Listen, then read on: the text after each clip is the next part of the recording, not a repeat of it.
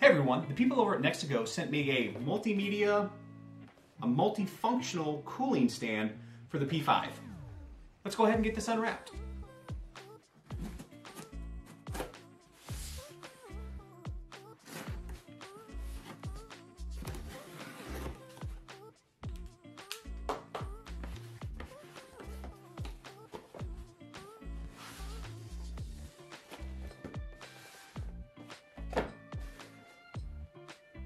So as you can see, this is the Nexigo Multifunctional Cooling Stand for the P5. Again, it's off-brand, not officially licensed, so they can't say PS5. It does have a multi-speed fan, room for 2 controllers on the charging station, and also will hold the PS5 media remote.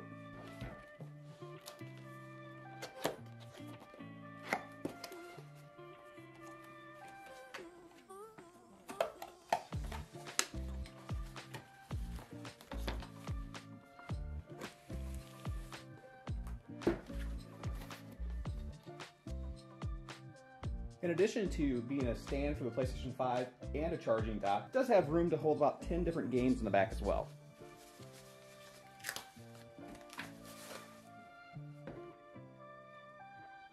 Yeah, so 10 Blu-rays, whatever you want there. Room for your media remote, room for you to actually set the PlayStation 5, and has a pass-through right there so you can mount it and not just set it there for extra stability. In addition, we have the ports up front to set the DualSense controllers, and we have LED indicators to alert us to the charging status there. Inside the bag, we have one USB-C, two USB-A cords, and that would be to hook the station up to the PlayStation 5. And we have one extra length screw to attach up through the bottom,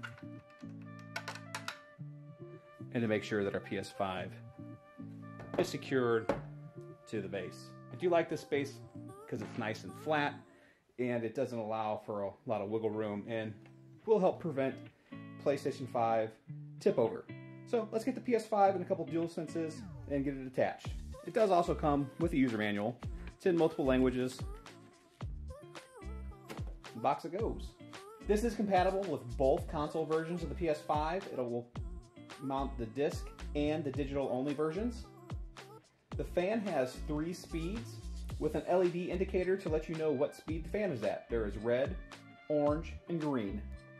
Another key feature we have here is these anti-skid pads. They're at 5 key places along the base, so you don't have to worry very much about your PlayStation being moved. I'm putting quite a bit of force on that, and it's not really going anywhere.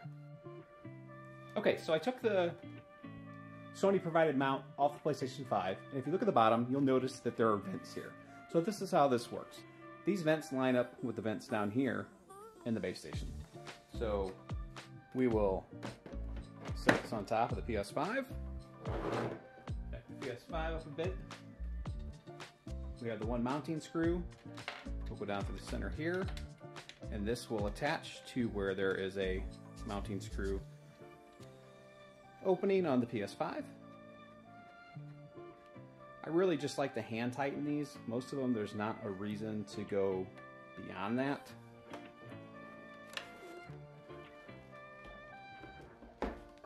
And over on the side is where is the power button, and the power, and in this case is the USB-C, that attaches to the 2 USB-A.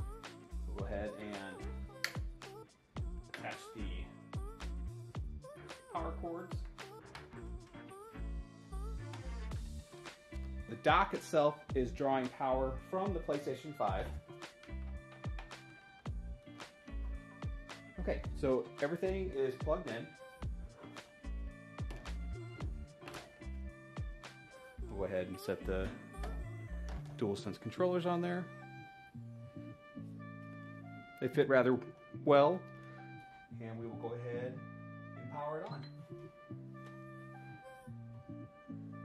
And so the PS5 is powered on, and by default, the fan stand came on as well. Right, so we're able to measure noise. When the fan is not on, it goes at 35 dBs. With the fan on, it sits at about 47. So there's about a 12 decibel difference. And now we turn the fan on high and see how loud it is. And with the fan on high, we're sitting at about 56 decibels. There is an audible difference. You can definitely hear the fan. I wouldn't say that it's any more obnoxious than a PS4 Pro with how loud that fan was. So I wouldn't be overly concerned about the noise, especially if you have this, set in an entertainment console system away from you. But if you have headphones on and you're sitting back away from it, shouldn't be an issue.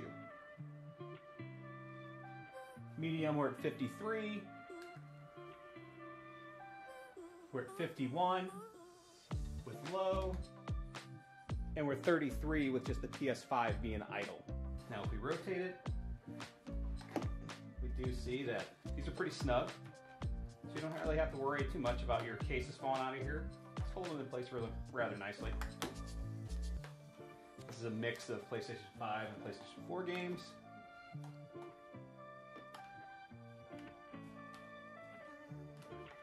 So, and with a holder for the media remote right there, this is a really nicely constructed base station that puts practical usage in the forefront. This is a really great organizational feature.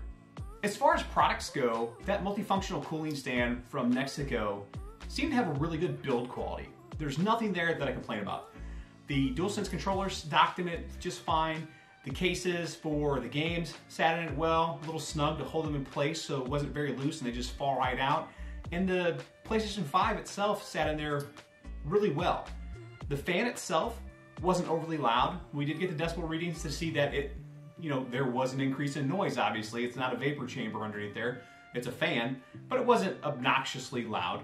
However, I still struggle to say that you even really need a fan for your PlayStation 5. So if you're looking for a system to help you organize your media remotes, your DualSense controllers, and to also function as chargers, well, this isn't a bad way to go. However, if you're like me and you have it sitting on like your mantle, a monstrous thing, it's not, and I don't really consider it a showpiece, it's gonna be too wide, and so it won't work.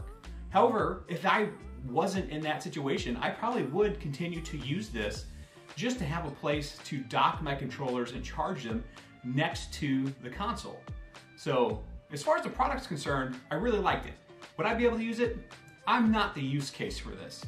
However, if you're in the market looking for a fan and looking for something to also charge your controllers, at this $40 price point, it's really hard to beat, especially considering most of the charging solutions you're gonna find out there are already at $25. This isn't that much more of a leap for you to take. I'm Rob. Thanks for watching, and remember, if you enjoyed this video or found value from it, to make sure to hit like and consider subscribing. Thanks, and I'll see you next time.